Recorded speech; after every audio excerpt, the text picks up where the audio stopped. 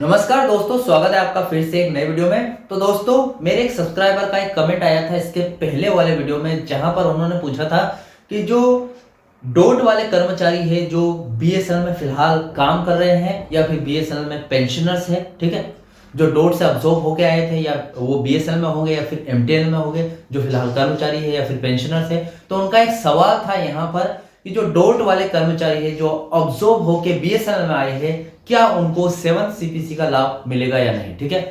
तो मैंने सोचा कि इस पर एक वीडियो बनाऊं ताकि सभी को इसका पूरा जवाब मिल सके। बहुत सारे सब्सक्राइबर है, उनका भी ऐसा इससे इस सवाल से जुड़े हुए कुछ क्वेश्चन वगैरह हो सकते हैं।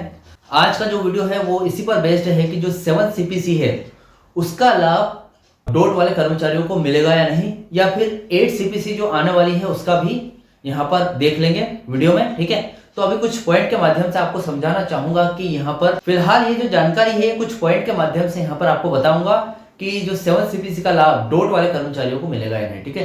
तो चैनल पर नया हो तो सब्सक्राइब करें। मेरा नाम है सुनील विश्वकर्मा। जानकारी यूजफुल लगे तो लाइक करके जरूर जाना। चलिए दोस्तों, बढ़ाते हैं वीडियो को आगे। तो देखिए दोस्तों, सिंपल सी बात है, यहाँ पर मुद्दा ये है सिर्फ कि जो डोट वाले कर्मचारी है उनको 7 सीपीसी का लाभ मिलेगा या नहीं, ठीक है। अब यहाँ पर डोट वाले कर्मचारी जो ऑब्जर्व होकर बीएसएनएल में गए हैं, मतलब वो आईडीए पैटर्न से जुड़ गए हैं, मतलब बीएसएनएल में ही काम कर रहे हैं फिलहाल, ठीक है। अब जो डोट वाले पेंशनर्स हैं वो भी बीएसएनएल में है, ठीक है।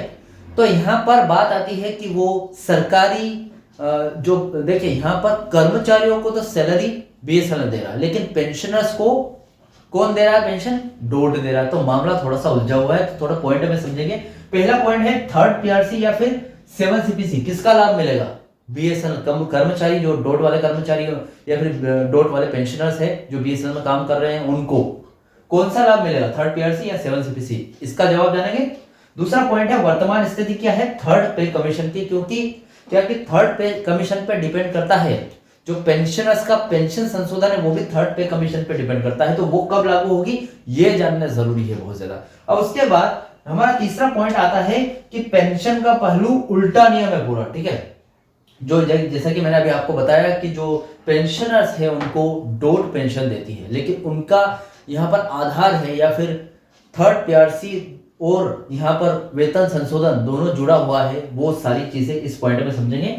तो पहला पॉइंट की ओर बढ़ते हैं। हमारा पहला पॉइंट है कि थर्ड पीआरसी लागू होगी या 7 सीपीसी, किसका लाभ मिलेगा? डोट वाले कर्मचारियों को, ठीक है। देखिए बीएसएनएल एक सार्वजनिक क्षेत्र उपक्रम यानी कि पीएसयू और इसके कर्मचारी डोट से अवशोषित कर्मचारी सहित आईडीए पे स्केल में है, ठीक है, के वेतन संशोधन के लिए तीसरी पीआरसी की सिफारिशें लागू होती है, न कि 7 सीपीसी की, ठीक है। देखिए 7वां पे कमीशन चल रहा है फिलहाल, ठीक है, 2016 में लागू हुआ था केंद्र सरकार वाले कर्मचारियों के लिए, और 8 सीपीसी जल्द ही लागू होने वाला है, जैसे कि बताया जा रहा है हर 10 साल में लागू होता है, यानी कि 2026 में लागू होगा। तो यहाँ पर बात आती है कि जो थर्ड पीआरसी है वो पीएसयू वाली कंपनी है, ठीक है, जो पीएसयूएस के तहत आती है, जिसपे आईडीए पैटर्न पर जो कंपनीज आती है, जो आईडीए पैटर्न पर जो कर्मचारी काम करते हैं उनके लिए थर्ड पीआरसी लागू होगा। और जो सीडीए पैटर्न पर काम करते हैं, जैसे कि जो डोट वाले कर्मचारी हो गए या फिर केंद्र सरकार के कर्मचारी, वो सीडीए पैटर्न में आते हैं, ठीक है, उनके लिए 7 सीपीसी है या फिर 8 पे कमीशन लागू होने वाला है, ठीक है। अब यहाँ पर ये बात तो स्पष्ट हो गई, लेकिन इससे रिलेटेड बहुत सारी जानकारी है आज इस वीडियो में जो आपको देखना बहुत जरूरी है, ठीक है। आपका सवाल था कि 7 सीपीसी लागू हो गई या नहीं, तो नहीं होगी लागू, थर्ड पीआरसी ही लागू होगी। लेकिन आपको पूरा वीडियो देखना बहुत जरूरी है, क्योंकि पेंशनर से जुड़ी जो भी दुविधा है वो आज इस वीडियो में आपको क्लियर करने वाला हूं, ठीक है। तो देखिए अब 7वें सीपीसी की बात कर लेते हैं। यह मुख्य रूप से केंद्र सरकार के कर्मचारी के लिए लागू होता है जिनका वेतन सीडीए सेंट्रल डीएलएस अलाउंस जिसको बोलते हैं पैटर्न पर होता है। डोट से अवशोषित जो बीएसएनएल कर्मचारी है जो आईडीए पैटर्न पर काम करते हैं, इसलिए 7 सीपीसी उन पर सीधे लागू नहीं होती, ठीक है।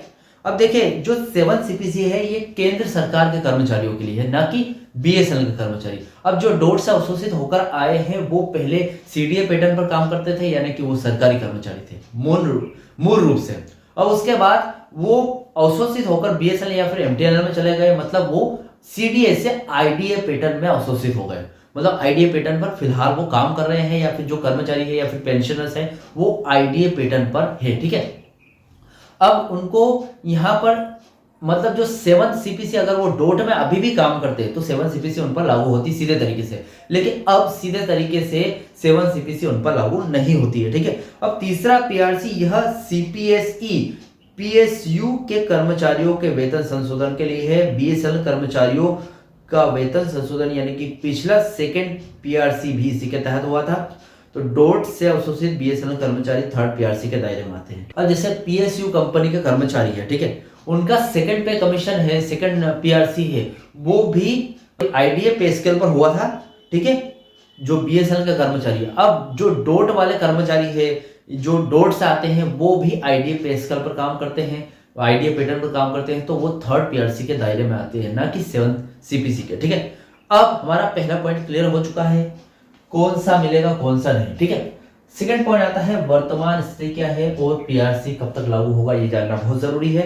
1/1/2017 से लागू होने वाली थर्ड पीआरसी की सिफारिशें बीएसएनएल कर्मचारियों के लिए अभी तक नवंबर 2025 तक यानी कि लागू नहीं हुई है। ठीक है, जो कि 1 जनवरी 2017 से आपकी थर्ड पीआरसी मिलनी थी। जैसे कि हर वेतन आयोग 10 साल में लागू होता है। आपको पता है केंद्र सरकार का जो छठा वेतन आयोग कब लागू हुआ था, 2006 में। उसी टाइम पर सेकंड पीआरसी लागू हुई थी 1 साल बाद 2007 में। ठीक है, उसके 10 साल बाद यानी कि केंद्र सरकार के कर्मचारियों का 7th पे कमीशन 2016 में लागू हुआ था। उसके 1 साल बाद यानी कि 2017 में थर्ड पीआरसी बीएसएनएल कर्मचारियों की लागू होने वाली थी, लेकिन बीएसएनएल की वित्तीय स्थिति, बीएसएनएल की खराब स्थिति के कारण इसको टाल दिया गया, या फिर बहुत सारी जैसे कि एक शर्त है अफोर्डेबिलिटी क्लॉज के कारण वो घाटे में चली गई थी कंपनी, इसलिए टालते रहे और आज 9 साल हो गए उस बात को। मतलब 10 साल में लागू होनी थी थर्ड पीआरसी, लेकिन 19 साल हो गए, अभी तक लागू नहीं हुई है। तो कब होगी वो भी देख लेते हैं।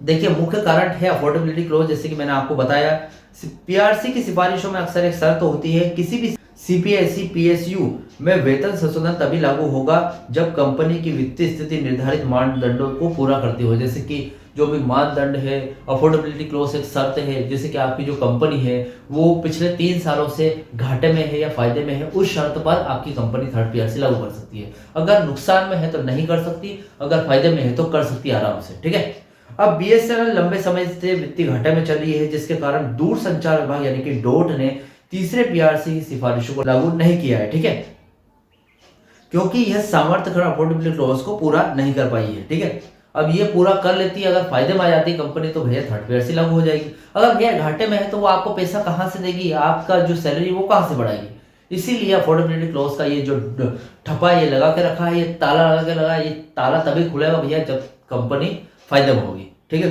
अब बीएसएनएल और जो बीएसएनएल यू है कुछ संघर्ष वगैरह भी कर रही है, इसके लिए कुछ डिमांड भी कर रही है। बीएसएनएल के कर्मचारी संघ यूनियन लगातार तीसरे पीआरसी को लागू करने की डिमांड कर रहे हैं। उनका तर्क यह है कि इसे अफोर्डेबिलिटी क्लॉज को हटाकर केंद्र सरकार के हस्तक्षेप से लागू किया जाना चाहिए। थर्ड पीआरसी लागू नहीं होगा, क्यों नहीं होगा, क्योंकि अफोर्डेबिलिटी क्लॉज आ रहा है बीच में। अब बीएसएनएल यू ये डिमांड कर रही है कि अफोर्डेबिलिटी क्लॉज को हटा दो भैया, नहीं तो बीएसएनएल को हटा दो। मतलब बीएसएनएल का ये जो मामला है ना, ये जो थर्ड पीआरसी का, ये सीधे केंद्र सरकार के हाथ में दे दो, केंद्र सरकार ही हमारा थर्ड पीआरसी लागू कर देगी। हमें कोई मतलब नहीं बीएसएनएल कौन सी भी स्थिति में हो, हमें हमारा थर्ड पीआरसी लागू होना चाहिए, जो कि 19 साल से बंद पड़ा है, पेंडिंग पड़ा है। ठीक है, अब सबसे इंपॉर्टेंट पॉइंट आता है पेंशन का पहलू उल्टा नियम। पूरा उल्टा नियम है पेंशन का। देखिए, जानते हैं इस पॉइंट में क्या है। देखिए, बीएसएनएल में डोट से अवशोषित जो कर्मचारी है के लिए एक महत्वपूर्ण अपवाद पेंशन से संबंधित है। इन कर्मचारियों को अपनी पेंशन सरकार जो कि केंद्र सरकार है डोट से मिलती है, और पेंशन के नियम सीसीएस पेंशन रूल द्वारा शासित होते हैं। ठीक है, डोट से पेंशन मिलती है पेंशनर्स को। जो भी डोट वाले कर्मचारी है, जो कर्मचारी से पेंशनर्स बन गए हैं, अभी फिलहाल को पेंशन मिली है, वो डोट से मिलती है, क्योंकि डोट वाले कर्मचारी थे, लेकिन उनके रूल वगैरह तय करती है बीएसएनएल मैनेजमेंट।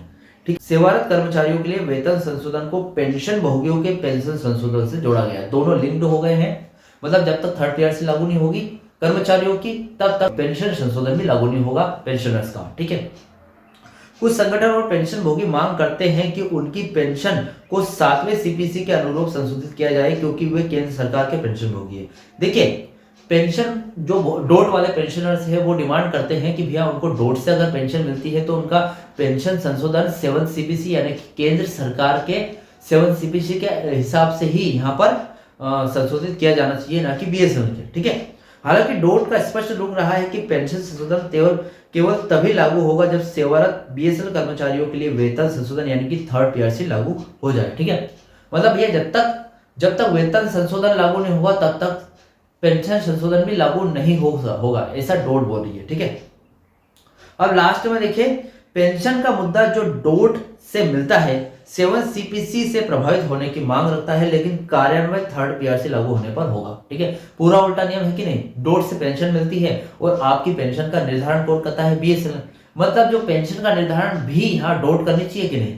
तो यहाँ पर बहुत सारे पेंशनर्स ये मांग करते रहते हैं कि डोट ही हमारा पेंशन संशोधन करे। ठीक है, और लास्ट में बीएसएनएल के डोट अवशोषित कर्मचारियों को पीआरसी का लाभ मिलना चाहिए, लेकिन कंपनी के घाटे होने के कारण यह पेंडिंग है। 7 सीपीसी उनके वेतन आयोग या पेंशन को सीधे लागू नहीं होता है, क्योंकि हालांकि पेंशन संशोधन के लिए 7 सीपीसी के लागू में मांग उठती रही है। देखिए, यहाँ पर जो कर्मचारी है डोट से अवशोषित होकर आए हैं वो डायरेक्ट 7 सीपीसी की मांग नहीं कर सकते, क्योंकि वो बीएसएनएल में आईडीए पैटर्न पर आ गए। लेकिन जो पेंशन संशोधन है, पेंशनर्स है जो डोट से आए हुए पेंशनर से बीएसएनएल में, वो मांग कर सकते हैं, क्योंकि उनको डोट पेंशन दे रहा है ना कि बीएसएनएल। ठीक है, तो फिलहाल आपको आपके सवाल का जवाब मिल गया होगा। इस जानकारी से रिलेटेड कोई भी डाउट क्वेश्चन वगैरह तो मुझे कमेंट बॉक्स में कमेंट कर सकते हैं। वीडियो अच्छा लगा तो वीडियो को लाइक कमेंट शेयर जरूर करें। मिलता है दोस्तों नेक्स्ट वीडियो में। सी यू सून।